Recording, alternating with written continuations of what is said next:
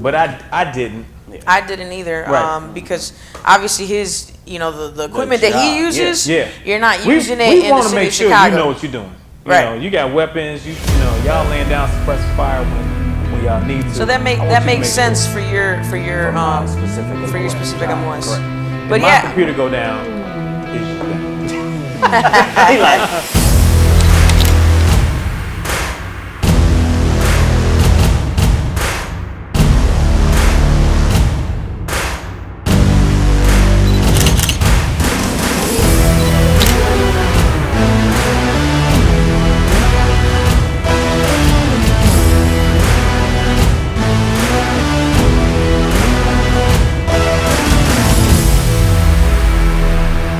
What's up, everybody?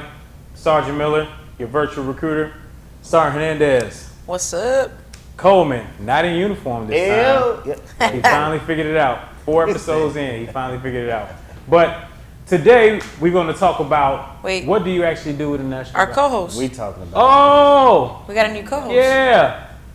Say hello to the new co-host. That's Pepper. Hey, What's hey, up, hey. Pepper? Say hey, Pepper. I don't know if y'all can see Isis over here in the corner, but she's here. She'll be walking back and forth periodically. Don't worry about it. But today's show, we're going to actually go over what do you do in the National Guard. And we talk about this a lot because this is something that, as a recruiter, we go over all the time. No one really knows what the National Guard do. And the reason for that is because the Army is broken up into 3 different branches. You got the active Army, you have the Army Reserves, and you have the Army National Guard. People get confused between the Army Reserves and the National Guard because we're both part-time, we do the same training, we drill 1 week in a month. What makes us different? Okay, so, Sergeant Hernandez, you're gonna kick us off. The National Guard was actually established first. Right. Back in December 13, 1636, we were established. And the reason that, basically what happened is we needed to protect against, the Native Americans at that time. And so the National Guard came to be, and the civilians that were there, they took arms and they protected, their area. Right. And hundreds of years later, you'll have the other, like the active Army come out, and we go through the same type of training. We go through basic training, the same as everybody else, the same job training as everybody else. So we do have basically the same jobs, Right. as far as the active duty component and the reserve component. Our biggest difference in what we specifically do is the National Guard takes care of any natural disasters, hurricanes, riots, those kind of things, flooding. Here recently, we were deployed to DC, and to protect the capital there, and then also COVID. Right? We're testing. The COVID testing sites and giving out vaccines right now is what we're doing. So whenever there's a natural disaster, National Guardsmen in California, forest fires, right? Yeah. They get activated and take care of that. You have a lot of times in Louisiana, flood duty, right? Yep. It's just a thing, and that's what the National Guard. We take care of our community and the United States anywhere really. So. Right. I mean, riots, floods, natural disasters, those are the main things that when you think of those any type of events, civil disturbance or Natural disaster. yeah, riots, floods, natural disasters. Anytime you hear about any of those events, there is a National Guard that's out there that is supporting those states that are going through those different things. Pretty much the best way to understand is anything that the police and the fire department needs support on is what the National Guard can actually come out for, right? So a lot of people don't understand what we do because they don't see us a lot.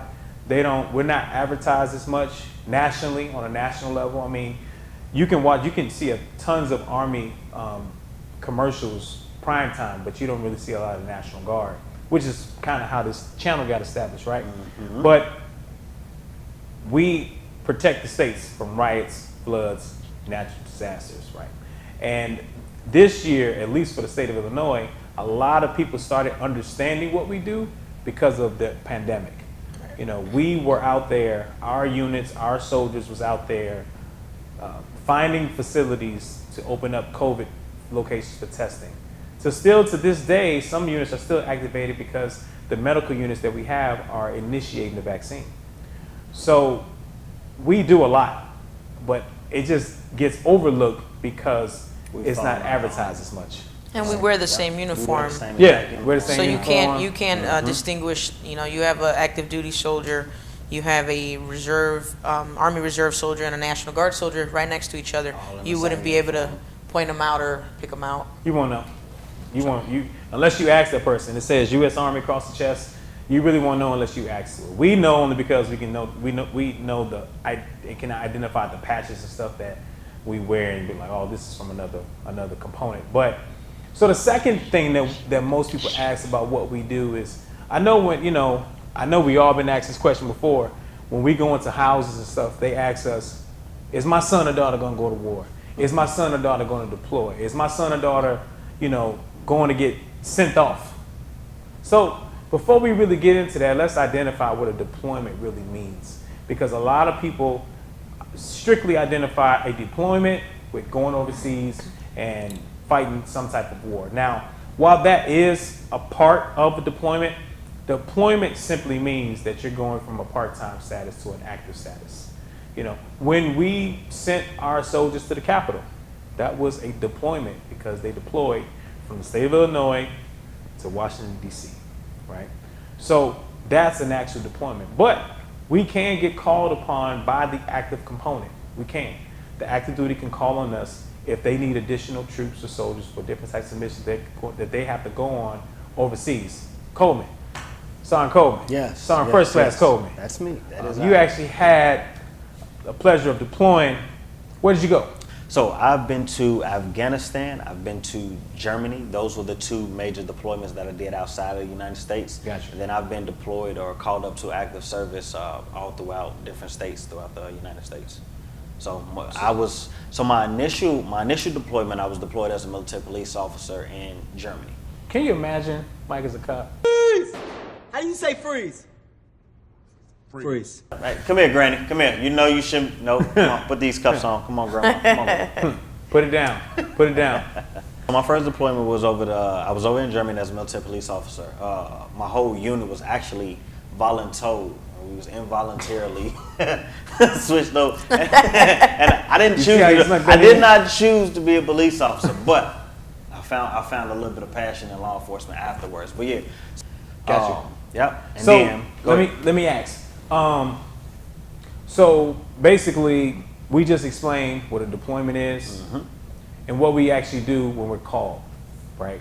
But we all been in for a very long amount of time. You just probably, with your deployments and stuff like that, in state, in the country, out of the country, that only covered what? I would say I probably got about maybe 4 years. About 4 years. About 4 years of. And you've been in how long? 20 years. Actually, 20 years in August. Right. August. Okay. So, So, Hey. and that puts it to perspective. I was making you add all that up and stuff because a lot of people think that we send everybody to war.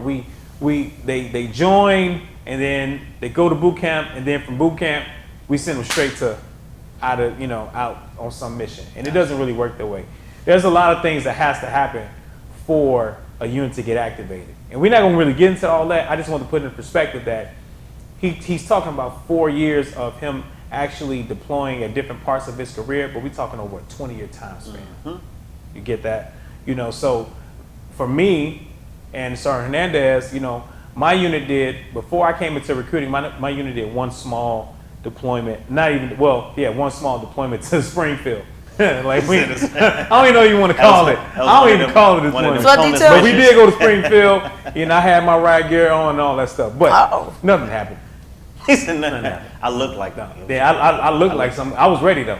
I stayed ready. That's the important part. You know what I'm saying? But I've been there in 23, right? So the notion that we bring people in, they join, they go straight to war, that really doesn't happen. Can it happen? Yeah, it depends on the time frame where a person joins and what's going on with the economy and all that political stuff. But hindsight 2020, that's not always the case, right? So You only talked about 4 years. So what do we do on a regular drill weekend? What did you do? Because before you was a recruiter, you was what? I was a 25 Charlie, so What's Camo Communications. That's why you talk so much. No, I get it. I get it. As the guy that talks all the time, right? Here we go. No, on a typical drill weekend, at least for me, I belong to what's called a sustainment brigade.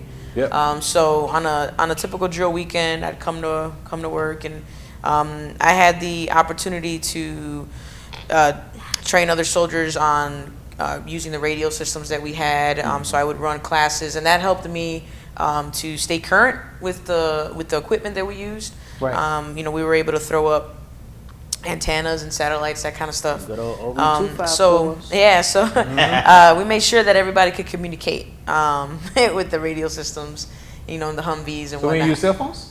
No. Cell phones. The minutes, guys. The minutes. I couldn't afford the minutes at the time. We just don't go. Drill was during the day and not after 7.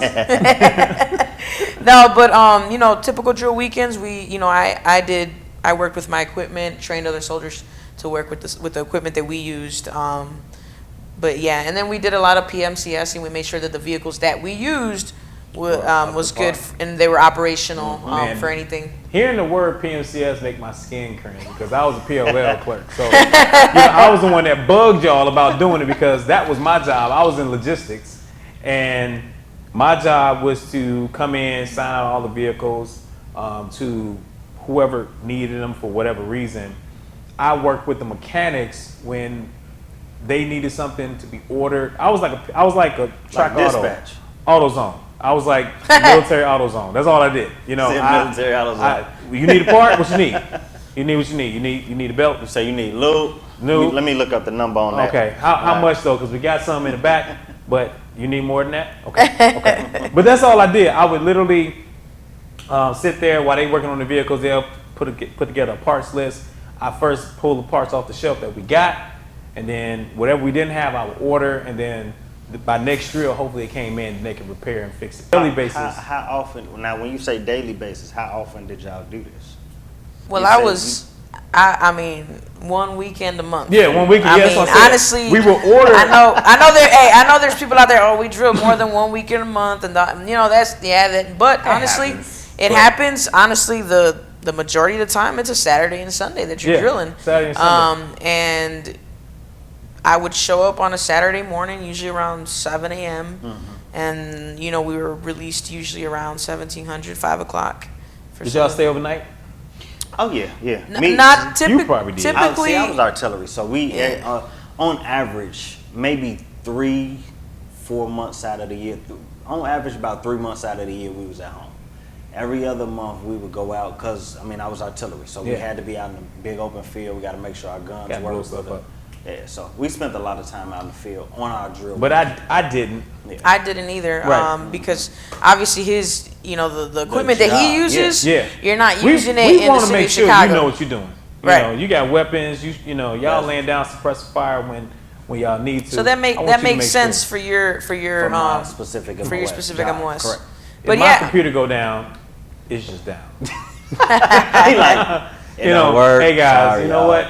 Nah. We, just PMCS the vehicles. That's what we end up when we had nothing to do. PMCS is a pre-maintenance check, so you just check in. You can PMCS anything. PMCS. And listen, my job is very important. You guys have to communicate, right? So we had to make sure the radios work. Yeah, right? now that's important. They was PMCS. You want to know when it's PMCS. scared? You don't want to be scared. Be out in the field. Your communication don't work. Especially in artillery. Trust me. Oh man. Trust me. Boy, whatever. Okay, that ain't gonna be me. What'd you do to your radio? They coming. They're banging it up. Hey man, hit the switch. Hit the switch. Meanwhile, they chilling like, Mike ain't called yet. Waiting for like 20 minutes. We done been there on several occasions. Like, man, what is taking this mission so long? Ain't that right? I knew she was coming. I knew she was gonna come in. Ice, what are you doing? You want to make a guest appearance? Look at Pep. See, why you can't be like Pep? No, okay. I said your name, but I didn't mean for you to posture all up. Next week we'll have 3 dogs on the show. Oh yeah, there we go. There we go. There we go. We keep adding dogs. We're gonna have 3 dogs next time. 3 dogs. Now, I mean, they got very important jobs in the National Guard, don't you all? Yeah. See? They give Yeah, cuddles. Look at them. Look at them. They give cuddles. We need love, don't we? Yeah. I understand. My breath smell like yours. Don't tell me nothing else. But yeah, that's pretty much what we do in a short, really short way to explain it. We have fun.